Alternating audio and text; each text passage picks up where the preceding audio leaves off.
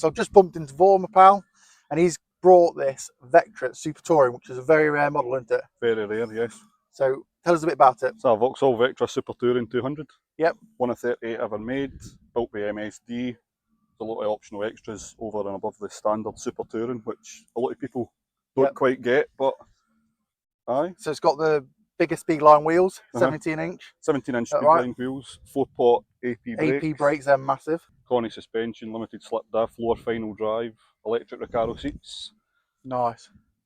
So slightly uprated engine into it. It's got the cams in and stuff. 3 litre cams for the Omega. So that's about 194 brake. Approximately. In theory. Standard car? Very standard, aye. The ride type's all standard. Just what you see, it's pretty much standard apart for the headlamps, which I've upgraded. Really stunning. Proper, looks like a proper 90s touring car. I like it. It's unusual. Very rare. Being a V6 as well, it's a dying breed. You're not going to see cars like this anymore. Front wheel drive. They kind of died out in the early noughties, unfortunately, with the Mondeo ST200 and things like that. So how long you owned it then? 7 years in October. Yeah? Nice. And you've done much to it? Very, very little other than general maintenance. Yep.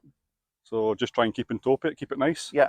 You're a painter by trade, so you've done a bit of painting, haven't you? Painted the bonnet, painted the grille, painted the front bumper. Again, just to freshen it up, just to keep it tidy. Well, I'm going to say it's a stunning example. It's nice that you use it. It's nice that you've driven it here from Scotland.